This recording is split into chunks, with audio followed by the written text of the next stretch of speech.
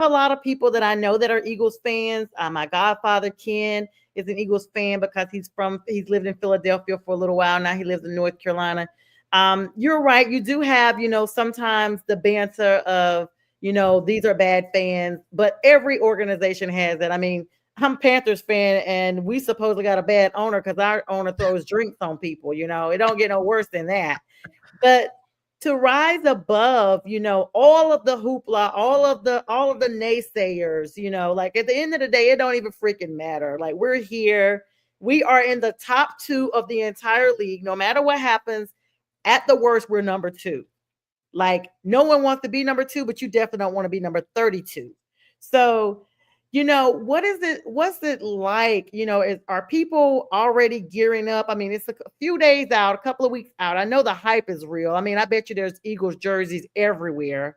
Um, we It's thought, with Jason Kelsey and Fletcher Cox leaving, that the defense at a minimum was going to be different for the Eagles. And last year, we saw you guys nosedive 5 in a row. We thought last year was your year. I don't know what was going on in the locker room. It just looked like a different Eagles team. It didn't look like it was really performance.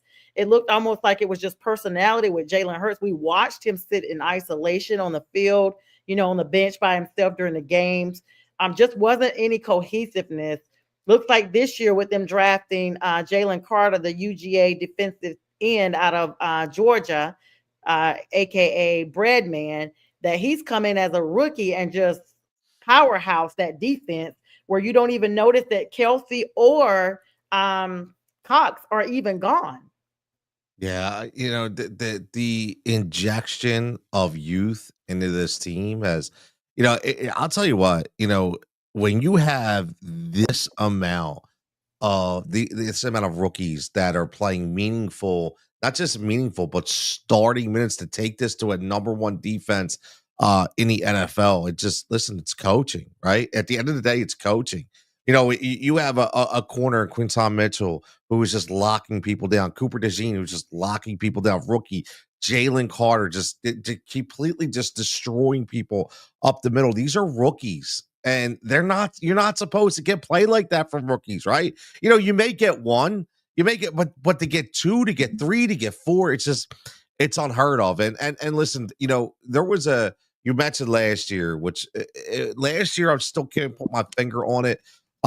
What I would say is I'm a huge Jalen Hurts fan, and Mhm. he gets so much hate, and I think you can attest this as well. In life, people don't like people that are, I wouldn't say perfect, but that are really good at what they do. We live in a Yeah. very jealous and hateful society where instead of somebody saying, "Hey man, I would love, to be as good as him one day," they just want to tear somebody down, right? Mhm. So, nobody really understands, Jalen Hurts. Jalen Hurts, he went to school in a master's in communication.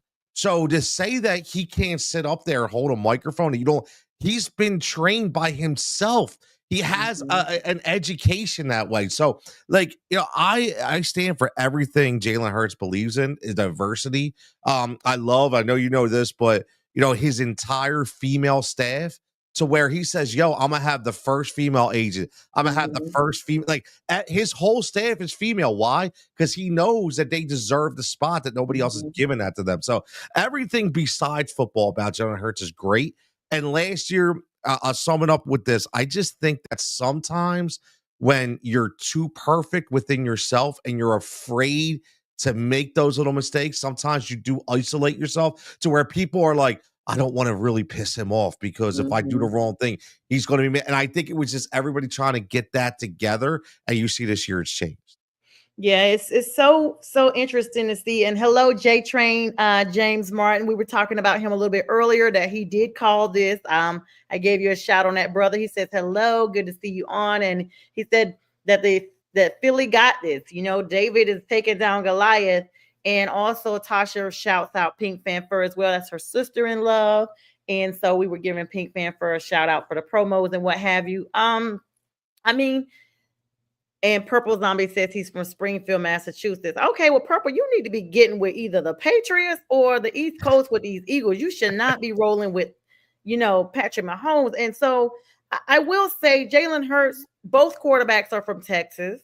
That's the interesting thing. I know some people that know Jalen personally. He is a member of the Church of Christ and stuff, which is one of our sister congregations. I grew up in the Church of Christ. And so aside from him cursing a lot, I mean, you see CJ Stroud and you see other gentlemen on there that are like, God is good. And Jalen's out there, you're like, we did a hell of a job. I'm like, whoa.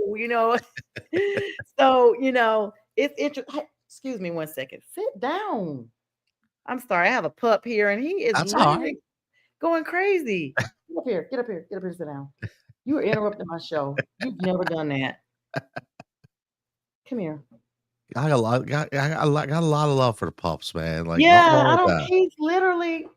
Get over here. Now you don't want to come over here. You want to be on You the don't wanna you don't spotlight. wanna Get on show the oh, there spotlight. we go. What's up, So my you get on the man? same color shirt that you have on. Oh, look at that. Look at that. I like it. This is What's his name? Lawson. This is Lawson. Everybody knows him. He comes on from time to time. Nice. Um, but yeah, so everybody kind of hates on, like you said, nobody really celebrates, like, oh wow, they deserve this. It's always like, oh my God, Patrick Mahomes, chefs and the refs.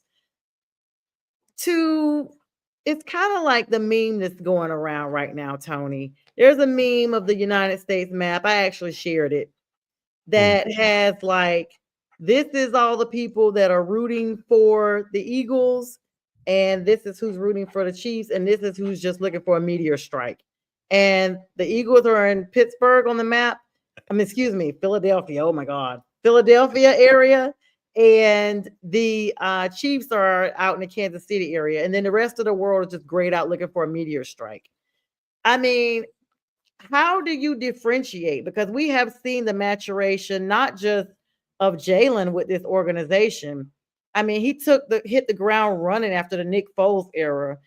And Tasha Mikia does say go Eagles. Okay. You got a lot of people that really want the Eagles to win. I'm one I of like them. that. I wanted Washington because they were the underdogs, and because Jalen hadn't been, Jaden Daniels had never been, he was a rookie, and Washington hadn't been in 30 years, or Buffalo hadn't been in 30 years. But I knew I had all these scenarios. Okay, if the Eagles advance, I need them to win it all, regardless. We do not want to see Patrick Mahomes get a third ring. Yeah, Tasha says I'm with you there. Pittsburgh is coming. I thought Pittsburgh was going to be that little upset team, but Mm. they weren't. So, I mean, Tony, is it as bad as what we see with people not wanting Patrick Mahomes to get a third? I think it's not just about Patrick Mahomes. I think it's kind of, the entire, the Taylor Swift stuff, right? It's the Kelsey train. It's the, Yeah. like, and it's no disrespect to anybody, but when you get things thrown in your face so much, eventually it just becomes like, oh man, like, just like settle down a monotony like, I'm done. I don't want to see, like, the first thing was, I had to laugh. I think it was yesterday.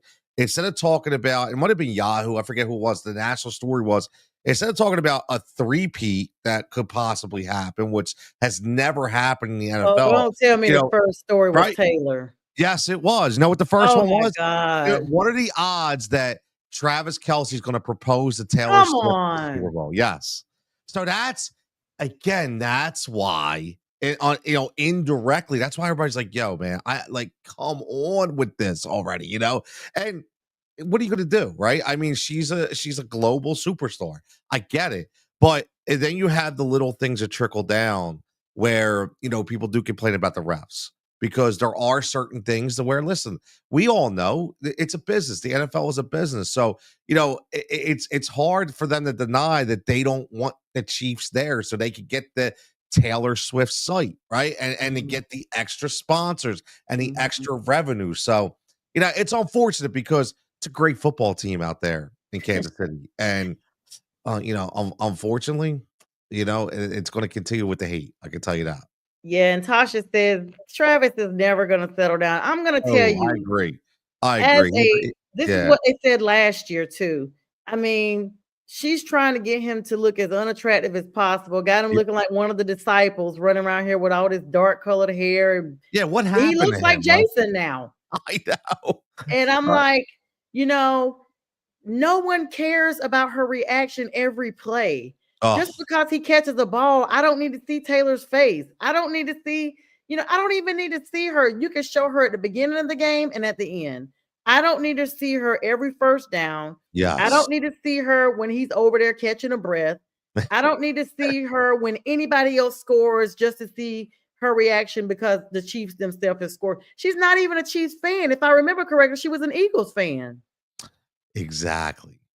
Well, she had to jump ship because of her man, right? But like it's funny. I never even thought about, the whole, because I kept saying, he's growing his beard more, he's dyed his hair. And I'm thinking, I Yeah, don't no. remember him. He don't even look like the same Yeah, guy. Like, no, she's trying to dude, keep him out yeah, for them. She don't I want agree. she's making him do the TB12 program like Tom Brady, where he's not eating gluten or anything.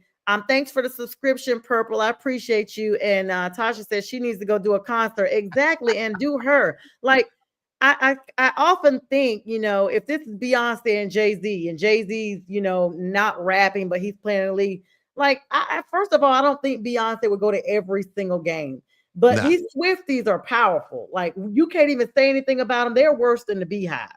I know. And, I know. I get that the NFL, which stands for not for long, is doing this for ratings, clicks and likes. That's what Yep. Dan Lanning said, Oregon's coach. He said it Yep. best, clicks and likes. So if Taylor brings the clicks and the likes and she brings all these women who know absolutely nothing about football and have no interest in football. The only thing they know is when somebody runs in the other side of the field that somebody has scored. And that's how they leave it vague. They don't know who, they don't know how, they can't tell you a first down. Nope. And that's why my show is here so they can watch and learn. But if Taylor and Travis break up, the ratings are gonna go down for the Chiefs. Oh yeah, listen. If that happens, I'll tell you what, man. Oh my god, I don't know what the NFL is going to do. It's going to be like, who's the next power couple? And honestly, it may stay there because guess what? Brittany Mahomes likes to throw her face everywhere too. So Brittany is a washed up housewife. I'm tired of her. What's up, Doughboy? I'm tired of her. She just cranks I out love it. kids every 18 months. I mean, I'm sorry. I know women are probably going to go in, but my friends always have said I have a mindset like a guy. And so I'm the in between. Like, don't let the curls and the I makeup love it. fool you. I love it. She is just a housewife that's trying to get some business. We didn't even know who they were. Like, Pat and Brittany keep their stuff out of social media. They'll stay married forever, but they don't bring the hype that Travis and Taylor do because Taylor was already her brand. She's like one of the top 5 richest women. So she got her own money. And let's be clear, Travis was begging her to give her a Travis bracelet that he made and all this stuff. And so, you're like, okay, good for you guys. Go on down there and get married and just keep it moving. As they say, keep it Exactly. pushing Pete. But yeah, yep, it would stay on Pat and Brittany. And she does have no business at all. Who's the power couple in well, correction. Jalen Hurts got a beautiful fiance. Congratulations to him. They got engaged last year, I believe. They're taking things slow. And he just seems like a really good guy. The Philadelphia team as a whole, Nick Sirianni, I mean, doing big things up there and looks like he just like the maturation was a natural progression. We didn't expect him to jump in and start winning championships off the rip, but he has not tanked the team either. What are your thoughts on Almost. Coach Sirianni? Almost. He almost did. Almost, yeah, Yeah, almost he almost. did. Last year we were like, Yeah, he like one thing about Philadelphia is and you're starting to see this being dictated across is this is Jeffrey Lurie's team and Howie Roseman's teams like that. Like, the whole point is, and I'll take people back real fast is, Jeffrey Lurie when he had Andy Reid. The biggest thing about Andy Reid was, Andy, he was trusted Andy Reid with everything he did. And, because Andy Reid bought into the Eagle way. So when Andy Reid left, you know, Jeff took a shot and Jeff Mhm. went outside the box and Jeff brought in a guy named Chip Kelly. And this was the hot commodity coming out of college and coming out of Oregon, or, and he gave him all the power and he shouldn't have. And I think that's the one mistake Jeffrey Lurie made, but he knew that. And ever since that, he when he brought in Sirianni, it was like, look, you're not going to take control of this. I control the team. What I need you Mhm. to do is I need you to take my culture that we have and I need you to implement it and make sure that it stays true. And that's what's happened. And you know what? To be honest with you, before the bye, after they were 2-2. Okay, you saw Nick Sirianni popping off to the fans, popping off to the media, right? There was a lot of stuff going on. He got called in the office, man, like a school kid during the bye, and they said, "Listen, we didn't bring you here back this year for this. It's got to Mhm. stop." And once it stopped, lo and behold, he changed, the team changed, and now we're in a Super Bowl. Yeah, it's almost like I said, the natural progression, and it takes not just. I know it's an adage. They say it takes a team effort. It takes a team effort for real. Like you need all your coordinators, all your teammates, all your coaches on spot to do it cohesively. Because one mistake, I mean, it's kind of like when you go to a setting and somebody says, "Well, there will never be the same group of people here next time. This will be your only one and done time of every single person being there." And it's true. People have other commitments, people go other places. Unfortunately, people don't live to be, to the next occasion, or there's an extra person. So it could go either way. This is it has to be the perfect recipe. Like you said, it's extremely difficult to get back. And I am just excited to know that you all have gone from wild card elimination last year by the Tampa Bay Bucks to all the way up. I will say this though, Tony. I felt like Washington, being the novice team they are, I don't want to say it's because they were novice with the quarterback, Jaden Daniels, because Dan Quinn has been here before. This was his redemption run in the Super Bowl. Everybody's been blowing him out for this 28-3 that he had with the Atlanta Falcons. And from that point, he never head coached again. He was defensive coordinator with Dallas. This was his debut to come back to Washington, who finished 4-12 last year. This year, with the loss, they're 12-6. Absolutely outstanding, nothing to be ashamed of. But those encroachments by Frankie Lavu, former Carolina Panther, second and long was like 4 times, almost to the point of you guys being awarded a point. Let's just put it out there. Everybody's sick of the tush push, Tony. Everybody's sick of the brotherly butt push, the BBP. We are sick of it. We thought that last season the league was going to look at it. They said they were going to, whatever they do. I don't want to say outlaw because I don't think there's a law. Outrule it, overrule it, or whatever. You guys still doing it. First and whatever, you can believe that Jalen Hurts or somebody is going to be pushed by the entire O-line. Washington folded under that pressure because they were so frustrated that they were encroaching, they were offsides, they were doing all kind of stuff because they were being beat on, and they just finally folded up like a lawn chair. Is this because of the rookie Jaden Daniels? The fact that team is young. I think the average age on there is like 27, and the maturation of the Eagles. A lot of you guys have been there before from the O-line. You got Smith, you got Brown, of course, you have now added Saquon, the missing piece seemingly from New York. We'll talk about that in a minute. And we'll talk about all of this right after we come back from a small break. This is a Huddle Sports Network broadcast. You can find us on Roku TV, Amazon Fire TV, Facebook, and of course YouTube. Get all your NFL news here first.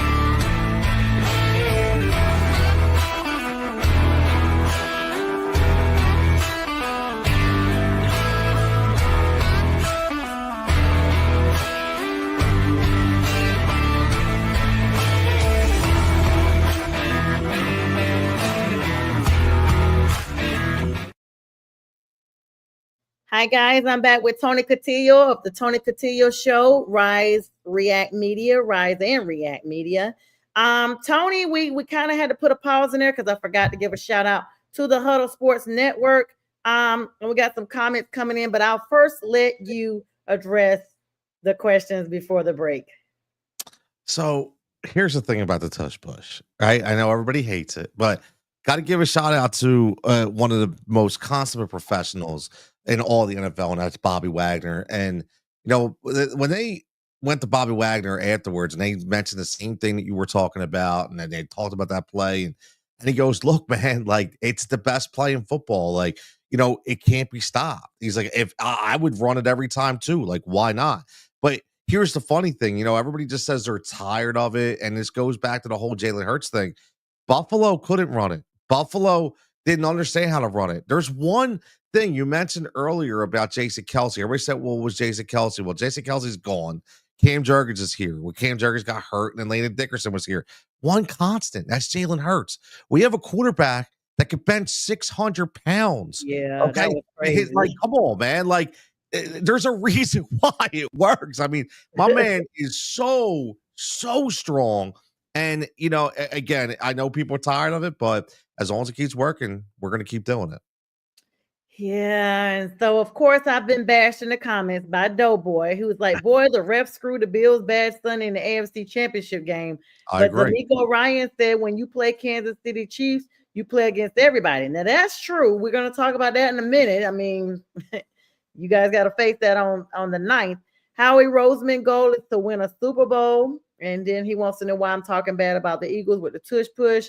And he wants to know what about the Kansas City Thieves. So we're going to talk about all those, Doughboy. Thank you for interrogating me. This is clearly one of my subscribers that is off TikTok. Thanks for subscribing, Doughboy. I appreciate you keeping your word on that.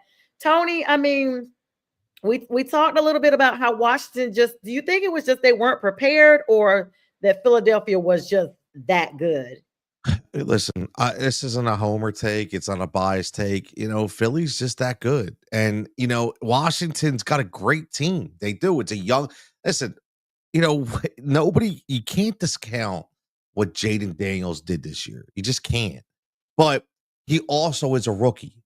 No, and I said this before, and I'll say it again. I was saying it all week. I said, look, as much as I respect them, he's still a rookie.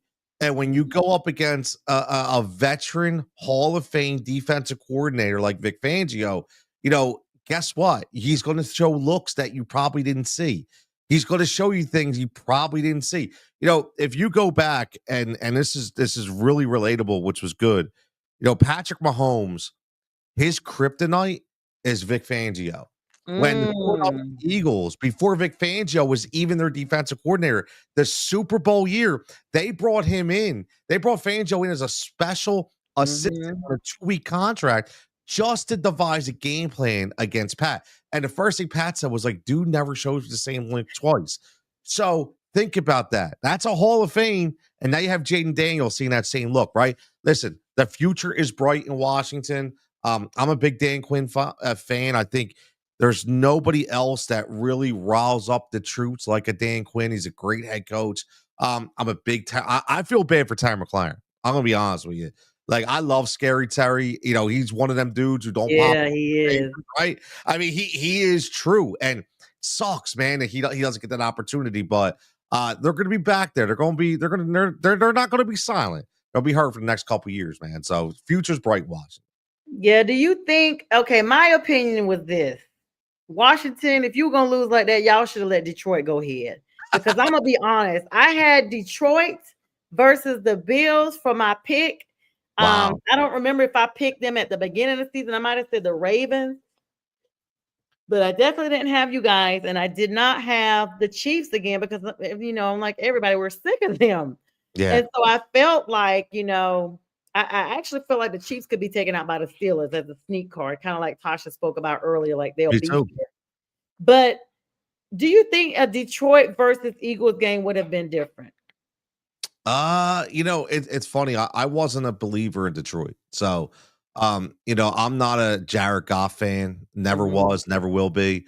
And I hate to say it, but the two guys who I really backed the least, which was Sam Darnold and Jared Goff, just showed their true colors, in my opinion. And unfortunately, listen, Patrick Mahomes, you mentioned Baltimore, Lamar Jackson, Jalen Hurts. These are winners. These are guys. Josh Allen from the Buffalo Bills. I don't think Jared Goff goes into into that conversation. So Mhm. when you have that, and you have, listen, no disrespect to Dan Campbell, but he's not ready, man. Like, that when uh, a lot of people were talking about the fake punt that happened with Mm, Dan Quinn, right? mhm. Which I thought was brilliant. And they said if Dan Campbell would have done that, we would have killed him for it. But because Dan Quinn did it, nobody said anything. And you know Mhm. what? They're right. That's because Dan Quinn's been there. Dan Quinn Mhm. understands. Dan Quinn has been around a long time. Dan Campbell out there just shooting stuff off his foot, like they whatever. Like, I'm just going to do it, and eventually, that kind of mindset got that team hurt because the defense was hurt and tired. So I don't know if it would have been a better game, but I was with you though. I will say this: you mentioned Pittsburgh. I thought Pittsburgh was going to upset some people. My favorite coach is Mike Tomlin. I'm a huge Mike Tomlin guy, and I thought, you know what, Russ is going to cook a little bit, and they got the confidence, and they could have turned some heads. It just didn't happen. But now I think this is the best matchup for football. I really do. Yeah, and I want to kind of delve into that because you do talk sports, you do have your own show, so we can kind of talk about that. And they're within the same state as you guys are. But I want to wrap up some other thoughts on the Super Bowl now because you're my first guest since you guys have made the Super Bowl. I had the Philly sports guy on here, Pags, a couple of weeks ago prior to you guys making it past Washington. Um, I'm gonna tell you, I just felt like the underdog could pull it out. I think that novice the maturation has not taken place with Washington, but I'm extremely excited and proud of where they are. Jaden Daniels seems very grounded, very coachable, and can learn from whatever mistakes he made. Even the frustration. I remember him saying before he took the field, the last thing his dad said to him was, "Don't let the moment consume you. Don't let the moment be bigger than the game itself." And so I think just the frustrations, is just exactly where we're going in. And hello, willing to go home. Tony, my man, someone speaking to Oh, you. that's my man, checking in. That's Thank my you for man. What's up, joining us, brother? Willing. Yeah, I mean, it's just one of those things that we have to take into account because the off season is not as long as what we're thinking. We got Roger Goodell talking about 20 weeks now. So they're going to pull 2 weeks. I don't know when. I know the NFLPA has the vote on that. That's the National Football Players League Association. So that's comprised of current players and former players who have to vote on this and say, hey, is this what we really want? But Goodell is trying to get 2 weeks from the preseason, and add them on, have everybody kind of take a break around week 13, 14 for their bye week and extend the league. I mean, at this point, they'll be playing football until March, I guess, into the XL league, bonds up or what have you. Hey, Bo, good to see you. Bo Crouch, the person I gave a shout out to earlier, guys, the gentleman behind my backdrop. Bo is on. And I told them about the senior boat out there in Mobile. So hopefully some people can join you and let you know how that and check in and enjoy that with you, Bo. Sorry about that. I mean, we just see so much that happens. Now, you brought up a good point. First of all, good luck in the Super Bowl. You got the whole country pulling for you guys. Definitely want to have you back on after the Super Bowl, Tony, so we can talk about your thoughts on the game and if you guys were cheated or not, because Seattle had the 12th man, and I think the 12th man for Kansas City is the refs. I mean, they may as well be wearing red and white suits instead of black and white stripes. That's their 12th man, and they travel with them. So there you go. Chefs and refs is what I call them. Um, the Pittsburgh Steelers, Mike Tomlin seems to be at his peak of frustration. I mean, you bring in Fields and Wilson, and you start Fields. Fields is 4-2, and then all of a sudden you bring Wilson in. Now all of a sudden, Wilson is not the answer. Several interceptions, no injuries reported as we know of. Denver's still paying him. I don't know. I know last year they were talking about Tomlin possibly taking a break. Do you think he may take a break from, coaching, maybe go in a booth for a season or two like Sean Payton and then No, return? Or do you think he goes on? I mean, Pittsburgh does not terminate their coaches. no, he's a lifer, man. Like, um, yeah, he's all business. He hears the noise, right? He hears the noise about the playoff record. He understands it. And I'll be honest with you, he did a hell of a job this year with, what he did. And, he took a young guy in Justin Fields who was completely he was dismantled by that moron Matt Eberflus out there in Chicago, Mhm. right? And he brings him in Mhm. and he mentors him, and he says, "You know what? I'm gonna show everybody this kid can play." Then you bring in Russ, which I thought was another fantastic idea. And when he went to Russ, see, a lot of people are like, "Nah, man, no, they didn't understand." Like, even though they were winning, he also knew that Fields wasn't ready for the prime time yet, and he Mhm. wasn't get so he was like, "Look, if I can get one more year out of Russ, I think it'll." And again, listen, and he did, right? He did. They just didn't have enough, right? They just didn't have enough, and I think this will be the year because I think this will be they're all going to pay one of those guys. I think it's going to be Fields. You already hear all the rumors of Wilson going out there to Vegas to be with Mhm. Pete Carroll, to be reunited. We'll see what happens there. But I think it's got a good future with Justin Fields. I really do. Yeah, and speaking of moving around, I almost forgot to ask you. Looks like Kellen Moore, you guys' offensive coordinator, is now in the top rankings to be considered the next head coach of the New Orleans Saints. I mean, we see how the Detroit Lions have started to disintegrate their nucleus with Ben Johnson going to, of all people, the NFC North rival, the Chicago Bears. And I just feel like when you go to an actual rival, this is a little bit different for you guys, even though it's NFC to NFC, it's not NFC East like how Saquon was from the Giants to you guys. And we'll talk about that in a minute as we wrap up about 10 minutes here left. The time flies, guys.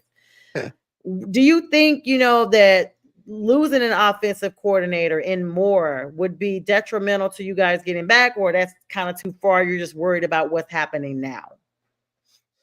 I mean, you know, it's the drawbacks of being good, right? Like it happens all the time, right? And if I was Kellen Moore, I wouldn't take the job. Easier for me to say, right? Because nobody's offered me millions of dollars to be head Yeah, coach. and you're a fan. You want them to stay so you guys can Well, go back yeah, you know what? again. I'll say this. It's not necessarily that I want him to stay for me and for the team. I want him to stay for him because that is a disaster in New Orleans. They are in cap hell. They have no structure. Ownership is bad.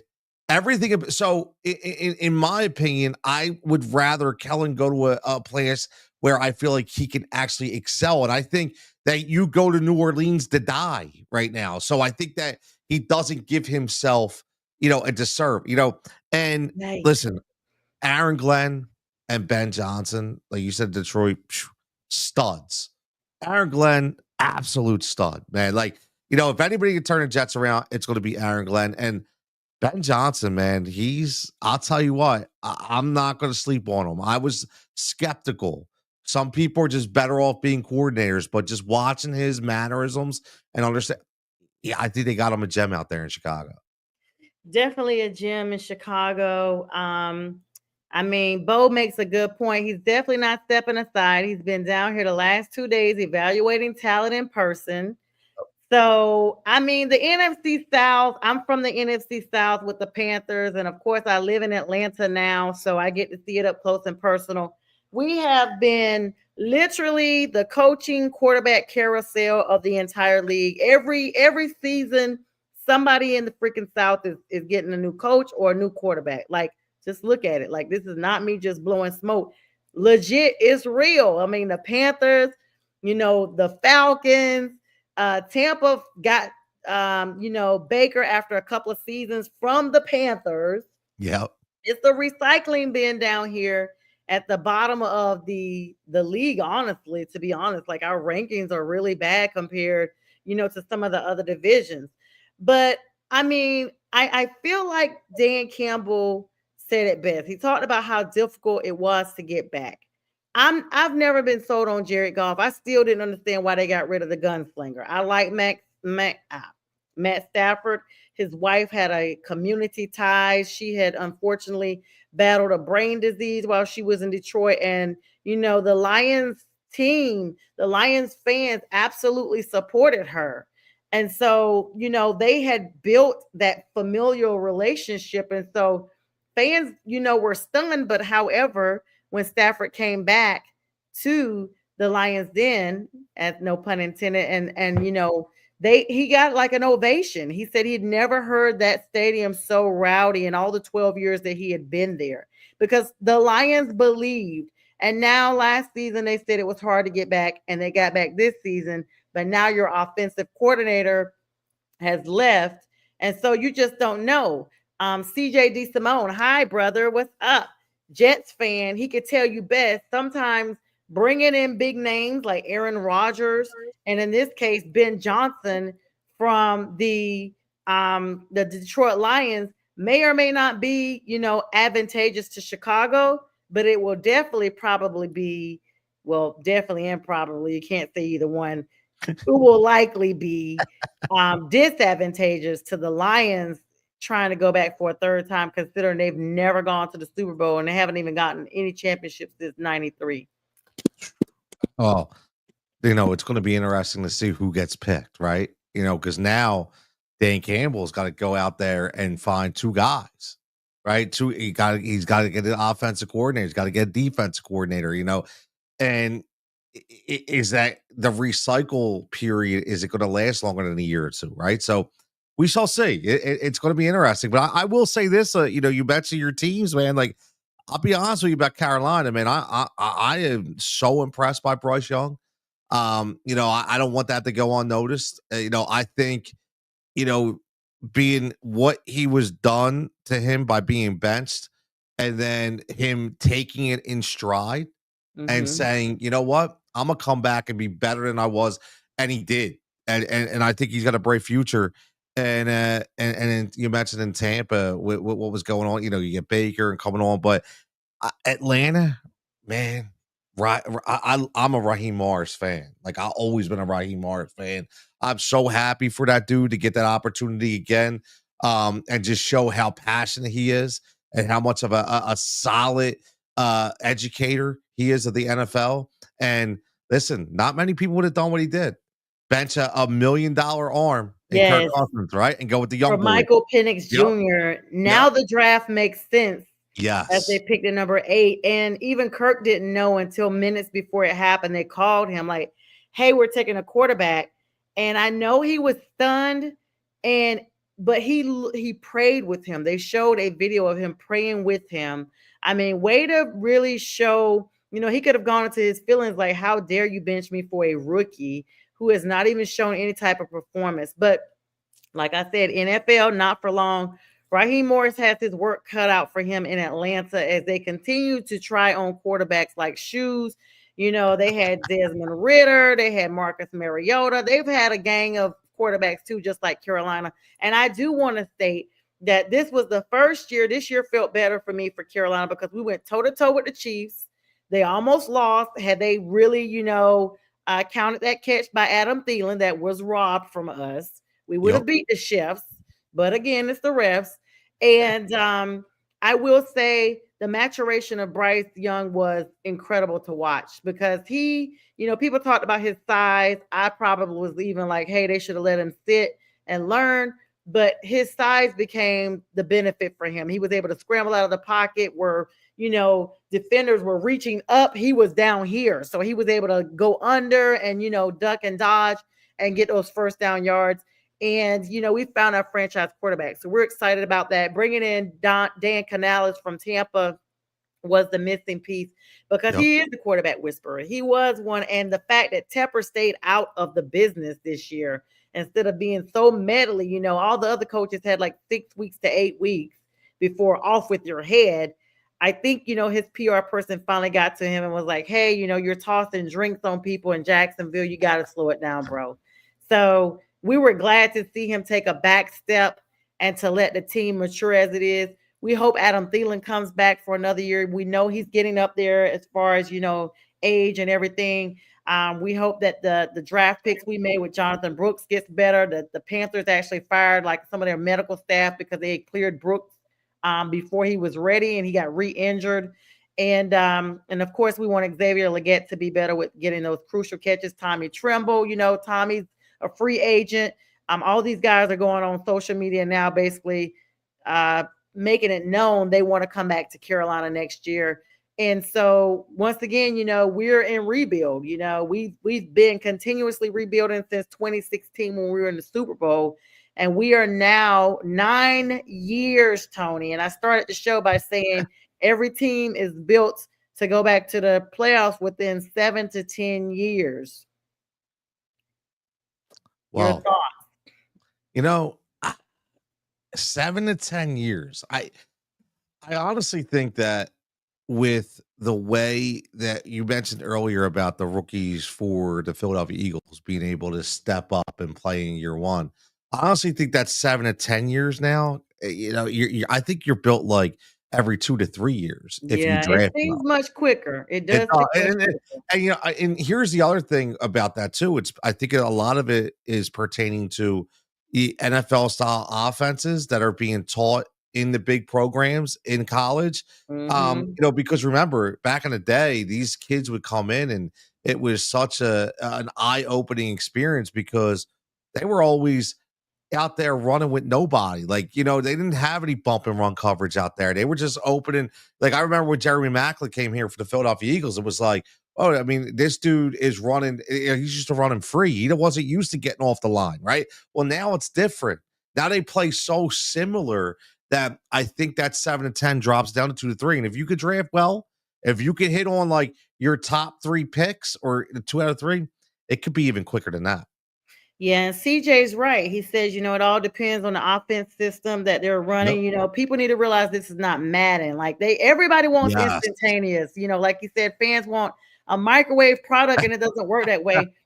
Breaking news a couple of hours ago that may be even better for you, Tony. And we'll probably go a little bit past the 10 o'clock hour since you were tardy for the party. I want to make sure you get a chance to tell the audience, and if we need to say goodbye to our Northeast Professional platform, that's fine. If they have a 10 o'clock show coming on, I know my platform will continue to carry on.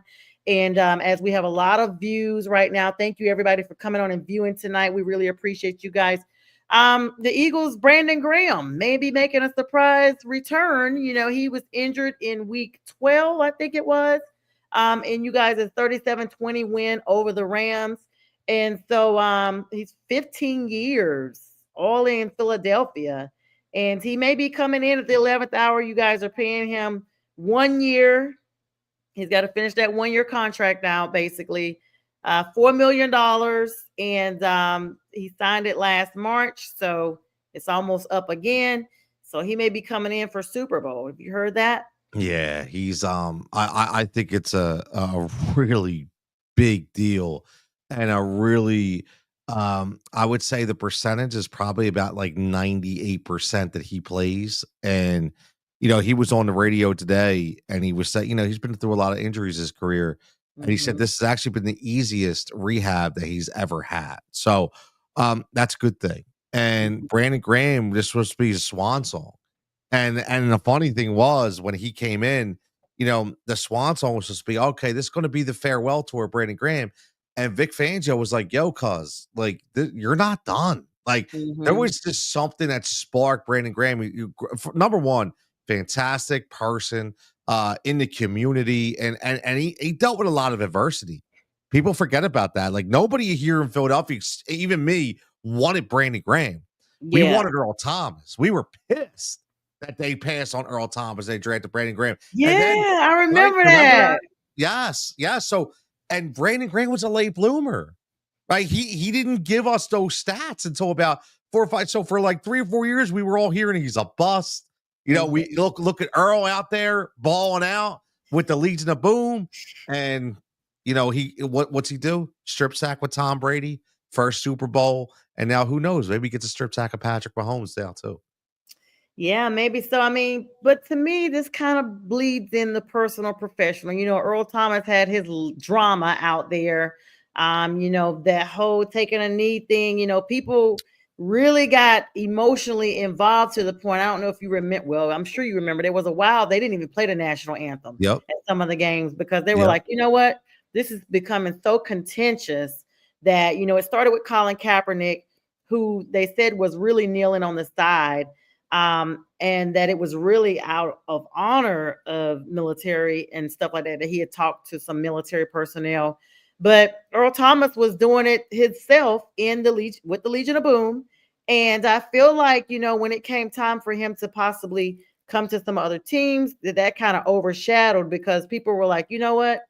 Sometimes your performance, we don't want to deal with the drama, the backlash, because that stuff does bleed over.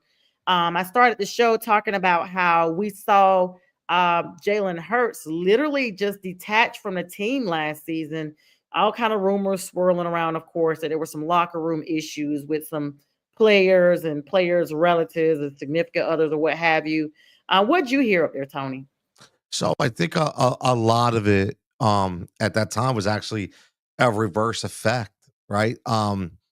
There was a lot of young guys at that time that wanted new leaders. And no disrespect to Jason Kelsey and Fletcher Cox, but sometimes voices get stagnant. And what was happening is a lot of the issues in that locker room were they felt like Jason and Fletch were allowed to do certain things that maybe they weren't allowed to do. And, instead of saying, hey, man, he's a veteran, he's earned it right Yeah. away, we live in a different society now, right? Like, for 20 years, I worked in a union environment where I used to be like, yo, son, well, you can put your feet up when you understand how to do my job, right? So, Mhm. but in this society that we live in, this new generation, man, they like 2 weeks, they want to do what the dude's been doing for 20 years. So I think a lot of that clashed. And, once Jason left and Fletch left, the new breed came in, and now you actually had young guys that were leaders. Mhm. And it changed a little bit, and I think that's what. Listen, it happens on all teams, but again, when you play in Philadelphia, you play in New York, you play in a city that's elevated by their media base, it's always going to be a top story. Yeah, and you guys stay elevated in the media base. I mean, I always kind of joke. I mean, no offense to the millennials, but some of them are so lazy. If they were paid to Ooh, sleep, they would wake up and quit. I And agree. that's saying a lot. And so They ain't these built like millennials, us. They ain't built huh? like us. They ain't Yes, built they're like us. not. They're not like us, like Kendra Lamar No, says. nope, I mean, they absolutely. come in with these NIL deals where they've already made millions of dollars in college. And so they come in here not with a mindset or a spirit of appreciativeness, but of a spirit of you owe me. They have a you Yep. owe me mentality, not realizing that the chances of getting into the NFL league are second to none. And it's extremely competitive. In college, you're competing against other people who may be the best. When you get to the league, you're competing against the best only. And that's why you see a lot of quarterbacks, running backs, all the offensive line, and even defensive players. A little bit, sometimes defensive players do a little bit better because they're kind of drafted later on. But these offensive players sometimes come into the league and get swallowed up. You don't hear about them anymore because they're there. You hear that they were drafted and they just get swallowed up by other people. And next thing you know, they're on a practice squad and they're somewhere selling insurance or cars somewhere. And you're like, oh, I remember this person, and God forbid they get caught up in some type of behavioral issues. They really, we saw that with Johnny Mandel. They really get, swollen up. As we get ready to wrap up the show, I do want to ask you the magic puzzle, or if this is really the piece of the puzzle that the Eagles were missing, because you guys did do so well last year without this person. The New York Giants gifted you. I don't care what they say. We had this whole debate on the network. I'm so sorry, Mac, if you and Linda are watching. I feel like, based on the Hard Knocks clip, Saquon was not really trying to leave New York. there was a clip of the owner, basically saying, do we play Jones or do we pay Saquon? Now Jones was filling in for Trevor Lawrence in Jacksonville because he wanted to leave after he was benched for like the third position. And then you don't have Saquon. And I just feel like they're waiting for you guys to win the Super Bowl, and then heads are going to roll in New York. Number one, part A was Saquon, the person that was really needed. I mean, you guys literally just ignited as if you weren't already on fire. Like, you guys had like the match struck, but when he came, it was just like explosive. Yeah, it's funny. We really flipped the script because a lot of people said that there's two positions, and they're right, that we would never pay in Philadelphia, and that is linebacker and running back. But I actually just did I dropped a little segment about this today, that the Philadelphia Eagles, and it goes back to our previous conversation, are all about culture. And it's not about the position, it's about the person.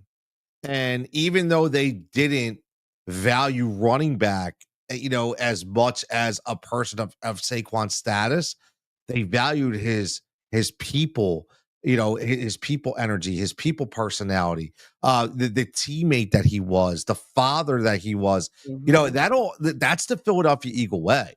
So for them, they were paying Saquon the person, and to get the talent was actually beneficiary to them. And I'm going to be honest, that's how they roll here in Philadelphia. And I knew he was going to listen. I'm going to tell you that I knew he was going to be good, but 2,000 plus yards good. I can't say I knew he was going to be that good. Yeah, he surpassed Eric Dickerson by now with that record, I'm sure. Ooh. Right? Man, well, they've been talking about that record for quite a while.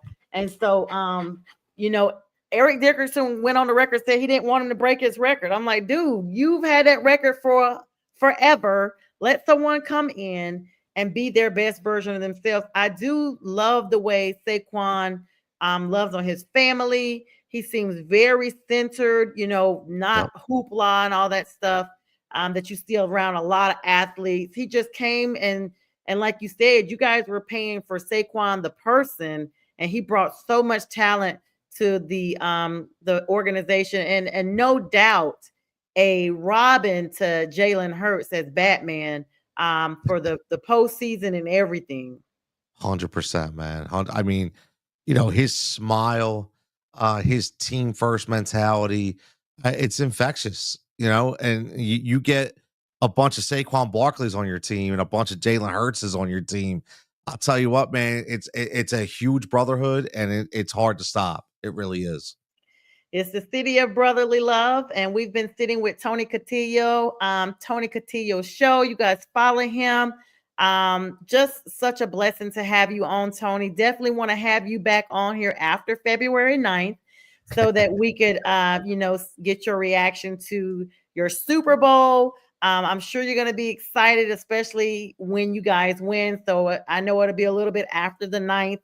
I want to thank everybody for coming on, supporting myself, supporting Tony on tonight. Thank you guys for everyone who sent me the private messages of happy birthday. Friday with the fellas, J-Train, A-Train, and Kevin will be filling in for me on Friday. I will also have someone filling in on next Wednesday, and I will return, God willing, on the following Friday, Super Bowl Friday weekend, February the 7th. And we'll be having all new shows coming there. Tony, it's been great. We hope that you will join us again. You have an open invitation, brother. Thank you so much for your time tonight. Thank you so much. I really appreciate it. And safe travels as well. Thank you so much, everybody. We wish you a good night. And thanks for tuning in to Prim and Proper Sports. This show will re-air at 2 a.m. Eastern Standard Time on Northeast Professional Sports. Good night. This is a Huddle Sports Network broadcast. You can find us on Roku TV, Amazon Fire TV, Facebook, and of course YouTube. Get all your NFL news here first.